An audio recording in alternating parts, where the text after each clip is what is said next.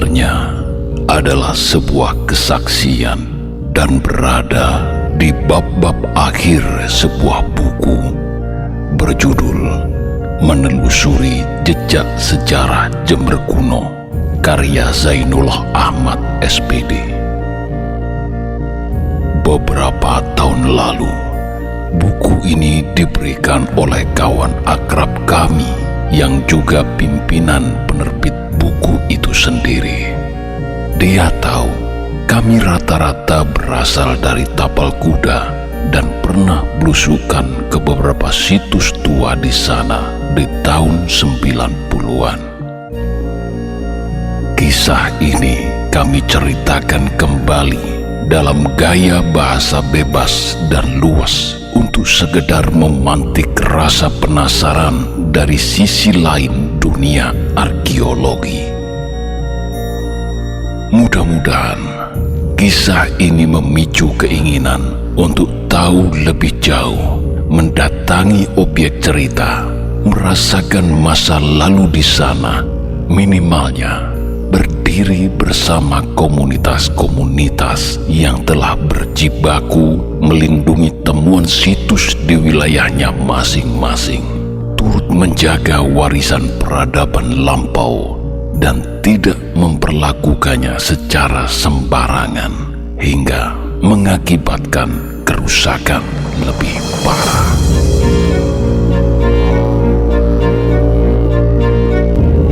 Narasumber utama kisah ini adalah Mbah atau Bapak Ngabdul Ghani, juru kunci sekaligus anak penemu situs pertama kalinya. Ngabdul Ghani menjabat sebagai juru kunci pada tahun 1974 selepas orang tuanya wafat. Itu pun karena setelah diworo-woro atau diumumkan secara terbuka, tidak ada satupun warga yang berani menjalani tugas itu. Keangkeran tempat ini membuat masyarakat sekitar benar-benar gentar.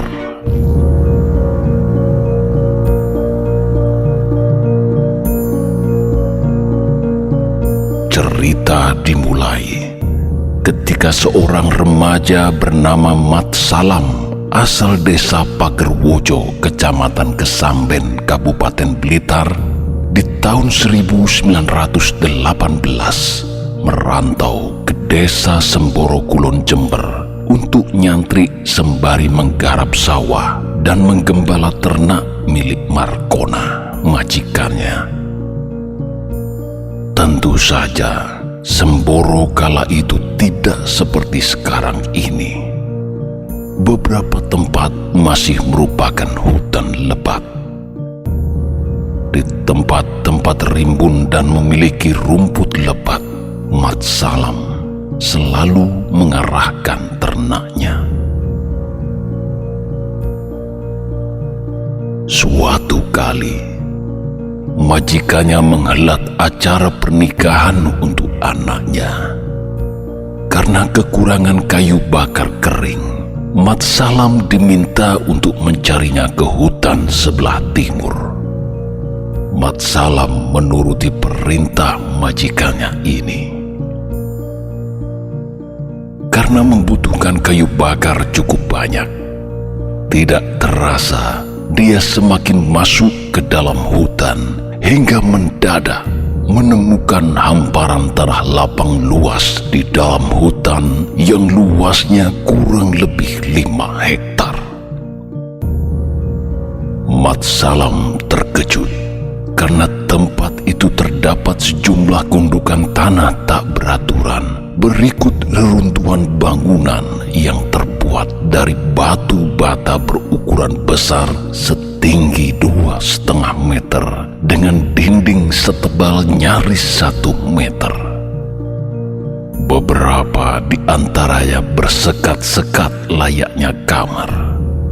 Namun ada hal lain yang menyenangkan Mat Salam. Sekitar tempat itu terdapat tumbuhan yang buahnya ranum-ranum dan seketika menggiurkannya. Mat Salam tidak peduli siapa yang menanam buah-buahan itu dahulu, karena yang terpikir saat itu adalah segera memetiknya.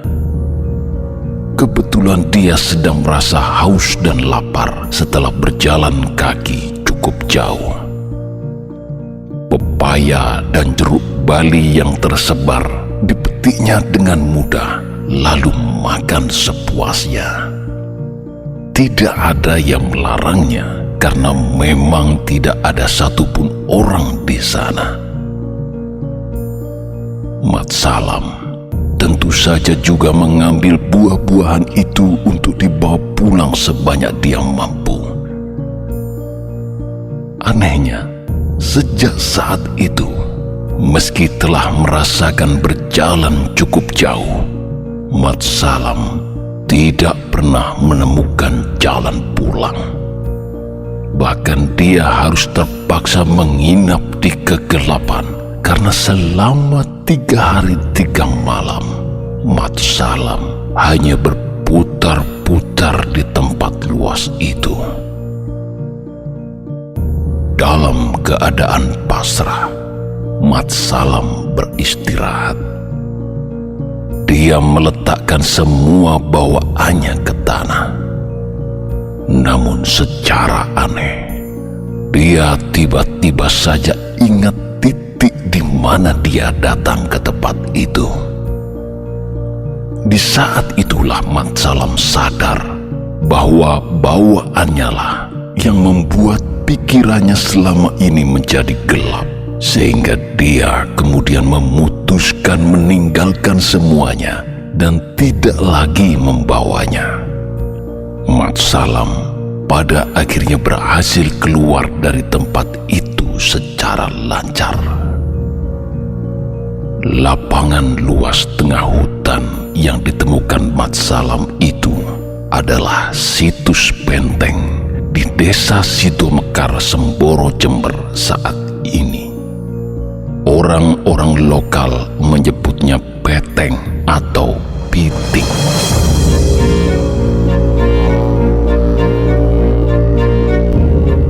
Seiring perjalanan waktu, orang-orang mulai membangun pemukiman.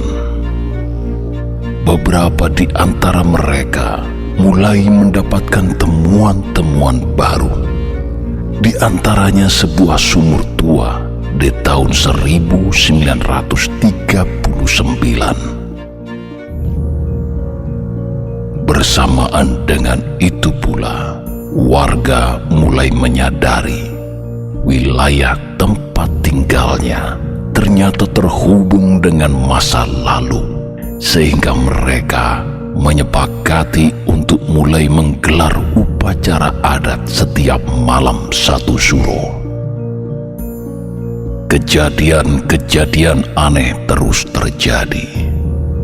Seorang warga bernama Sukarti mendadak menemukan sebuah pusaka berwujud tombak dalam keadaan berdiri dengan sudut 45 derajat.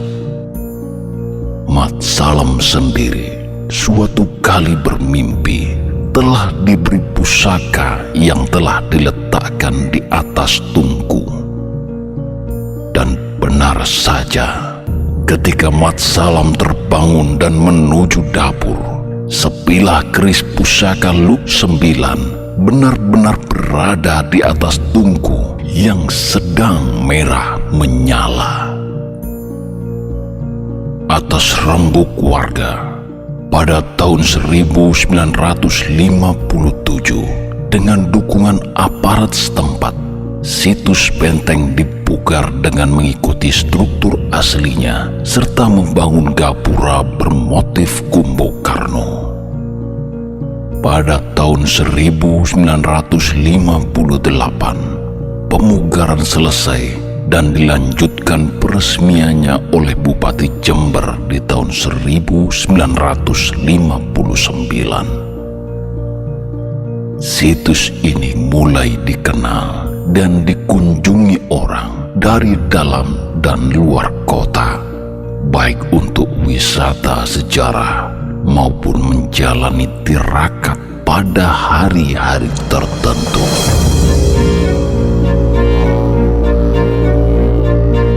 Adalah seorang ulu-ulu dari sebuah desa yang tidak bisa kami sebutkan dalam versi video ini, datang ke situs ini di tahun 1962 dalam rangka lelaku. Tirakat semalam suntuknya ternyata berhasil menarik benda bertuah dari alam gaib. Yang muncul secara kasat mata adalah sejumlah miniatur buah-buahan dan binatang yang terbuat dari batu hitam mengkilat. Dia pun segera membawanya pulang dan memperlakukannya layaknya benda bertuah. Namun tak lama kemudian, dia dikabarkan gila. Meski telah disembuhkan dengan berbagai cara, termasuk diruat secara besar-besaran di lokasi benteng, dia tidak bisa kembali normal. Istri dan saudaranya kemudian menduga bahwa penyebab masalah adalah benda-benda yang diperoleh beberapa waktu lalu dari alam gaib. Maka mereka kemudian memutuskan mengembalikan benda-benda tersebut ke asalnya menggunakan kantong. Keanehan pun terjadi ketika isi kantong ditumpahkan ke tanah. Mendadak seluruhnya berputar dengan cepat hingga mengeluarkan cahaya kekuningan yang menyilaukan mata, lalu lenyap begitu saja seperti kembali ke alam gaib. Secara bersamaan, suaminya sembuh seperti sedia kala. Belakangan, benteng dengan batu bata berukiran khas Majapahit ini bukan hanya mengundang keheranan, namun juga hal sebaliknya. Tidak sedikit yang meremehkannya. Salah satunya sebut saja Sutrun dalam versi video ini. Secara iseng, dia menusuk-nusuk Kumbokarno dengan pikulan bambu. Namun akibatnya, seketika itu juga dia terpelanting dan lantas menceracau tidak karu-karuan. Baru saja dia dibawa sampai rumah, Sutrun meninggal dunia.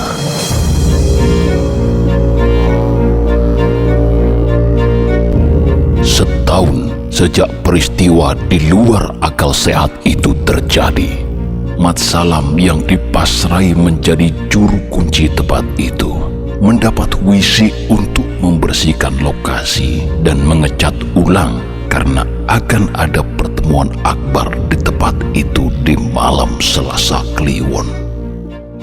Meski tidak tahu apa yang dimaksudkan, perintah dalam wisik itu diturutinya. Ketika semuanya telah dilakukan, benar saja, selepas maghrib terdengar suara gemuruh kaki kuda layaknya parade prajurit disertai bunyi percakapan menggunakan bahasa Jawa yang tidak dipahaminya. Dari jauh, benteng seperti terang benderang, namun saat didekati, tidak ditemukan kejadian apa-apa.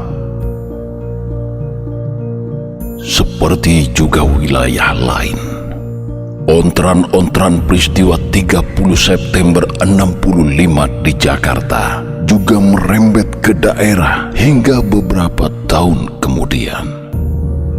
Pada tahun 1968, aksi massa yang tidak terarah ternyata juga menyasar situs ini. Tidak jelas tujuannya apa, massa merusak peninggalan bersejarah ini secara membabi buta. Tembok benteng yang selama ini dirawat dan dijaga kelestariannya dijebol dan dirobohkan hingga rusak parah. Pohon beringin besar yang ada di tempat itu ditebang begitu saja, sementara sejumlah peninggalan lain termasuk arca Siwa dibuang ke sungai. Situs benteng kemudian dijaga oleh Batalion 515 Tanggul agar tidak mengalami pengrusakan lebih lanjut. Perilaku vandalisme ini bukan hanya berakibat buruk pada situs, namun juga pada para pelakunya sendiri. Mereka yang terlibat pengrusakan mengalami gangguan jiwa.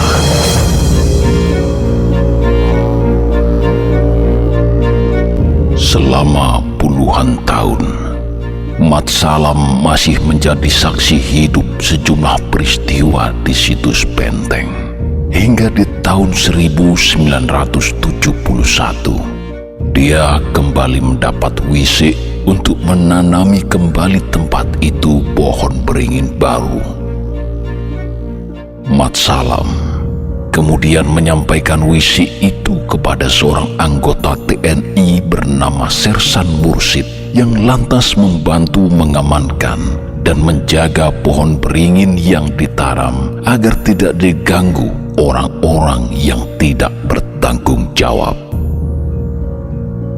Tak lama setelah penanaman pohon itu, serombongan orang yang mengaku dari TNI Angkatan Laut yang berdinas di Surabaya datang ke situs benteng Sidomekar. Mereka datang atas saran seorang linuih di Semarang yang memberitahu bahwa sejumlah pusaka hebat ada di tempat itu. Tujuan mereka seperti juga para petirakat lain yang ingin mendapatkan benda-benda bertuah di tempat itu sebagai pusaka. Karena Mat Salam tidak menghalangi, mereka pun mulai menjalankan tirakat di benteng yang sebenarnya sudah kehilangan bentuknya itu. Para prajurit TNI agaknya mendapat banyak kemudahan di benteng prajurit era Kerajaan Majapahit ini. Mungkin karena sesama prajurit, dimensi lalu bagai mudah terbuka. Hanya dalam satu malam saja, tirakat yang dilakukan telah berhasil menarik benda bertuah berwujud mustika berwarna hijau. Seseorang yang memegang mustika itu ketika ditembak dalam jarak 1 meter tidak mengalami apa-apa, sementara pistolnya juga ternyata tidak mengeluarkan bunyi. Objek yang ditembak seperti dilindungi sebuah kekuatan gaib yang mungkin berasal dari para prajurit kuno di tempat itu di masa lampau. Setiap kali pistol ditembakkan, selalu demikianlah yang terjadi. Bisa dikatakan tuah mustika itu kebal senjata. Karena yang didapat masih dianggap kurang, mereka kemudian melanjutkan lakunya. Tirakat mereka di hari kedua kembali dengan mudah berhasil menarik benda bertuah yang muncul bersamaan sinar merah kehijau-hijauan. Sinar gaib itu kemudian mewujud menjadi pusaka berbentuk pedang kangkam. Karena dirasa mudah untuk mendapatkan benda-benda bertuah yang demikian, mereka kembali meneruskan tirakatnya bahkan selama beberapa malam. Sejumlah benda-benda bertuah dari alam gaib tertarik ke dimensi nyata, seperti misal pusaka berwujud cemeti, keris Nogososro, pokor kencana, bahkan panji merah putih hingga sebuah peti besar. Namun kebanyakan beberapa pusaka itu justru kembali ke alam gaib karena nafsu memiliki yang terlampau banyak.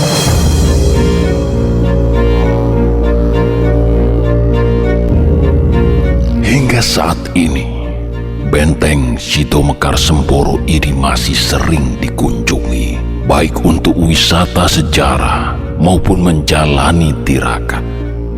Diduga kuat, benteng ini adalah salah satu benteng militer yang didirikan era Majapahit karena beberapa temuannya berupa pusaka seperti tombak, keris, pedang, artefak pembuatan reramuan obat atau ketabiban, serta dilengkapi beberapa jumlah sumur. Salah satu sumur itu, menurut kesaksian warga, di malam-malam tertentu sering tercium bau wangi sehingga kadang membuat mereka takut merawat atau membersihkannya. Lalu ada cerita apakah di balik benteng ini dahulu?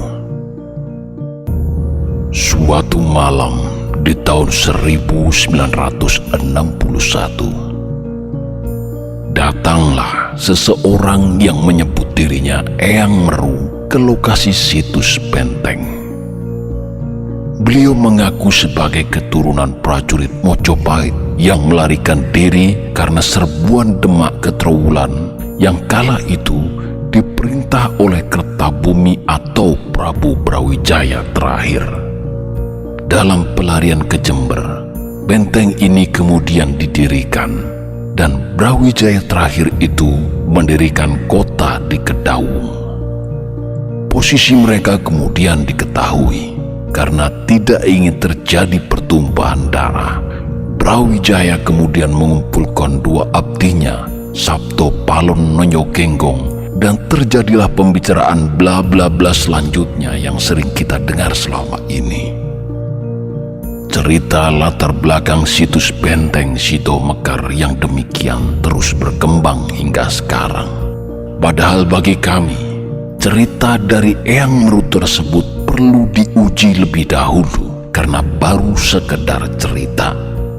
Selain itu, cerita ini agaknya dipengaruhi cerita-cerita dalam babat atau serat yang ditulis dalam jarak cukup jauh dari era Majapahit, seperti misal babat Tanah Jawi, apalagi Darmo Gandul, di mana penulisnya secara jelas mencantumkan waktu penulisan serat tersebut pada Wuk Kuno Ngestinata atau 1830 di tahun Jawa alias tahun 1900 Masehi. Tentu saja, naskah era Jawa Baru yang demikian kurang pas jika digunakan sebagai sumber sejarah masa Majapahit. Apalagi nama atau gelar Prabu Brawijaya sendiri sesungguhnya hingga saat ini belum pernah ditemukan dalam prasasti atau naskah sejaman, minimalnya para raton yang ditulis era tengahan dan lebih dekat dengan masa akhir Majapahit. Apa yang disebut sebagai Brawijaya dalam serat atau babat itu, jika mau membandingkan dengan laporan luar negeri, merujuk pada sosok bernama Girindra Wardana Dyah Ranawijaya yang bertahta di Keling atau sekitar Mojokerto dan Kediri saat ini. Sejarawan Nia Kurnia Solihat Irfan yang kami anggap cukup detil dan jeli membedah para penguasa sekaligus para Batara-Batari di Mandala Majapahit dari awal hingga runtuh total cukup berhasil membuktikan bahwa raja terakhir yang bertahta di Majapahit bernama Dyah Suraprabawa yang naik tahta dan lantas berkonflik dengan para keponakannya. Disebutkan dalam para raton bahwa mereka ini adalah Bre Kauripan, Bre Mataram, Bre Pamotan, dan yang bungsu Bre Kertabumi. Mereka menyusun kekuatan besar di Jinggan atau sekitar Surabaya dan Mojokerto untuk kemudian menyerang Trowulan. Dalam serangan yang dipimpin oleh Bre Kauripan Samarawijaya atau Sang Mungwing Jinggan, Majapahit pada akhirnya runtuh. Raja Majapahit Dyah Suraprabawa sendiri gugur di istana atau Mokta Ringkadaton. Prasasti Petak mengungkapkan, meski berhasil menang melawan Majapahit, Sang Mungwing Jinggan sendiri gugur dalam usaha itu. Ketika para raton menutup kisah Majapahit hingga sampai tahun 1400 Saka atau 1478 Masehi, seiring terbunuhnya Dyah Suraprabawa oleh 4 keponakannya, usai jugalah riwayat Majapahit sebagai sebuah kerajaan. Lalu siapakah Bhre Kertabumi yang disebut-sebut dalam para raton? Tidak lain adalah Girindrawardhana Dyah Ranawijaya sendiri, seperti dalam prasasti Ciu. Itu artinya Bhre Kertabumi turut serta menyerang Majapahit bersama saudara-saudaranya di tahun 1400 Saka.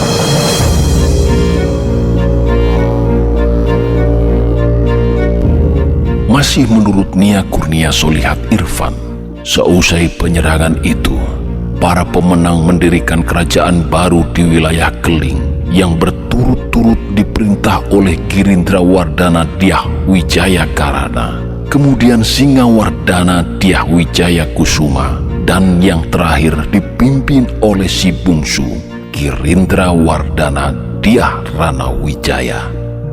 Mereka bertahta dengan gelar Sri Maharaja Batara Keling. Kerajaan inilah yang menerbitkan beberapa prasasti seperti Ciu, Petak, dan lainnya setelah Majapahit tidak lagi berkuasa. Di masa Dyah Ranawijaya pula, pusat kerajaan dipindahkan ke Daha. Karena itulah Tom Pearce, pengembara Portugis, menuliskan bahwa raja bertahta di Daha. Nama yang ditulis Tom Pearce sebagai Batara Vigiaya memperkuat bahwa yang dimaksud Brawijaya terakhir dalam babat-babat yang ditulis era Mataraman tidak lain adalah Girindrawardhana Dyah Ranawijaya. Dengan menyimak urutan peristiwa tersebut, maka dengan mengacu pendapat Nia Kurnia Solihat yang melakukan pembacaan ulang maupun tafsir terbaru para raton yang dilakukannya, Raja Majapahit terakhir adalah Suraprabawa dan bukanlah Girindrawardhana atau Bhre Kertabumi. Girindrawardhana adalah raja kerajaan Keling, meski dia adalah benar keturunan Majapahit. Eksistensi kerajaan Keling terbukti melalui pernyataan dalam prasasti Bapanolan, di mana disebutkan adanya seseorang yang berlayar ke Sunda untuk mencari obat, namun justru mendapatkannya di Keling. Karena Girindrawardhana merupakan keturunan Majapahit, inilah pada akhirnya muncul interpretasi bahwa Raja Majapahit terakhir adalah dirinya. Namun karena Keling mungkin tidak terlalu populer dan memiliki periode pendek, maka sejumlah sejarawan atau pengamat lantas memudahkannya dengan penyebutan Majapahit Trowulan untuk Suraprabawa dan Majapahit Daha untuk Girindrawardhana. Runtuhnya kerajaan Majapahit tidak serta-merta menghapus nama daerah atau wilayahnya juga. Tidak serta-merta wilayah itu diganti dengan nama lain. Mungkin saja di masa pemerintahannya, Girindrawardhana memiliki penguasa bawahan yang ditempatkan di Majapahit kala itu, meski tahta tetap berpusat di Daha. Ada tokoh lain dalam catatan Tom Pearce yang bernama Pate Udra atau Pate Andura, yang diduga dialah yang disebut Patih Udara dalam babat yang ditulis era Mataraman. Menurut Tom Pearce, Patih Udara inilah yang mengambil banyak keputusan dan terkesan seperti raja sekaligus panglima perang.